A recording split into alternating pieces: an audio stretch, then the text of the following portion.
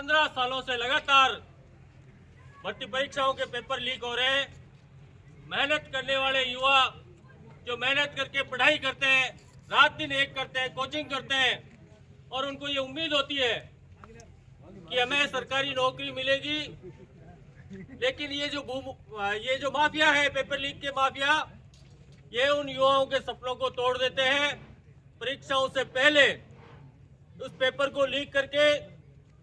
और अपने लोगों को बेच देते हैं और अयोग्य लोगों को सरकारी सेवाओं में चुनने का मौका दे देते हैं।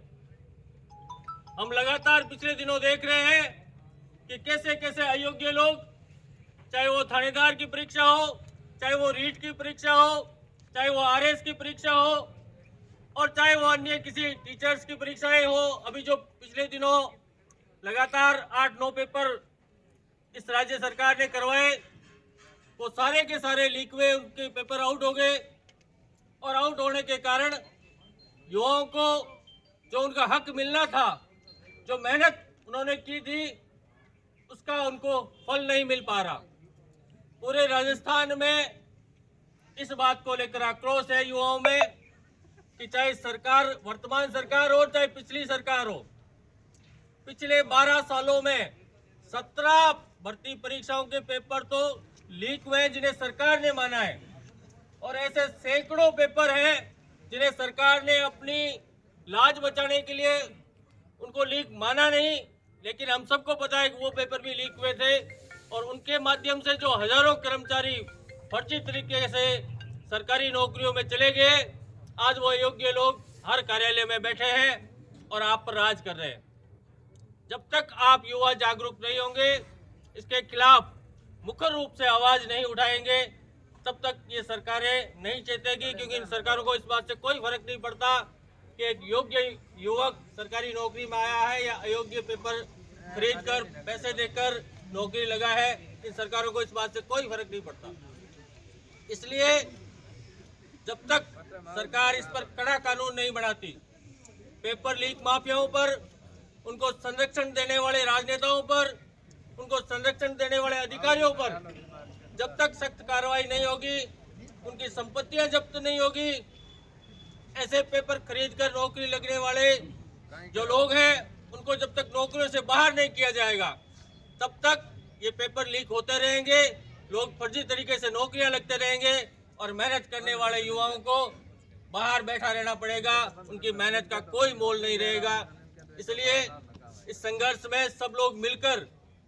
36 बिरादरी के लोग मिलकर अपने युवाओं को, अपने बच्चों के भविष्य के लिए ये संघर्ष हम सबको करना पड़ेगा और ये सरकार तभी चेतेगी जब हम मिलकर ये संघर्ष करेंगे और सरकार तक ये बात पहुंचाएंगे कि ये जो पेपर माफिया है, इनको संरक्षण देने वाले जो राजनेता हैं, इनको संरक्षण देने वाले जो अधिकारी हैं, जो आयोग है, वो सख्त से सख्त कार्रवाई करें, उन सब पर सख्त से सख्त कार्रवाई हो। इस बात को लेकर आज हम ज्ञापन देने के लिए यहाँ उपस्थित हुए हैं। मैं मंगनाराम जी से निवेदन करूंगा कि वो आज अपन सब लोग जो आए हैं, सबका मुद्दा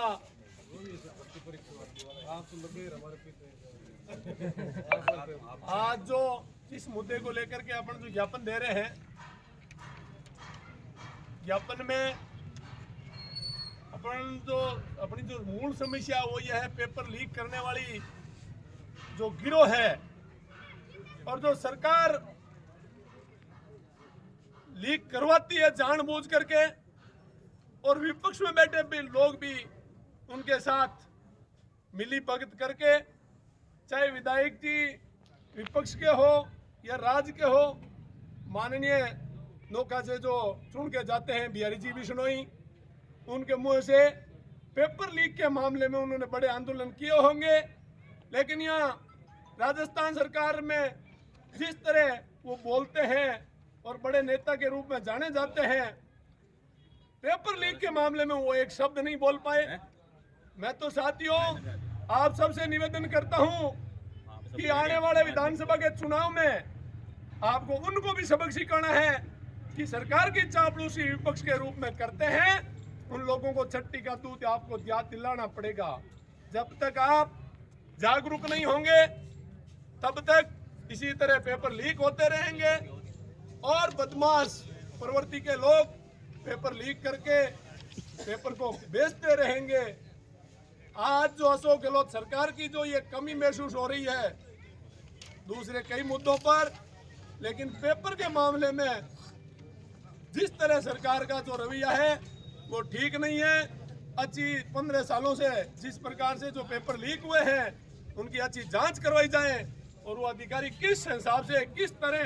कितना फर्जीवाड़ा किया है, और जो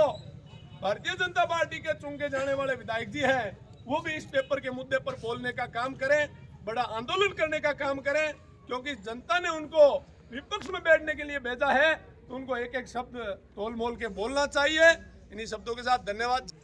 मनोज जी आ जाओ। अरे हमको है कहीं थोड़ी ला रहा हूँ फोटो खींच लिया, थोड़ी और ला रहा हूँ, ले लो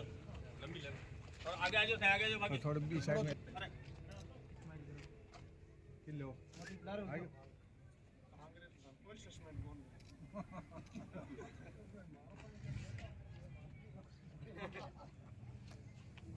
फोटोग्राफ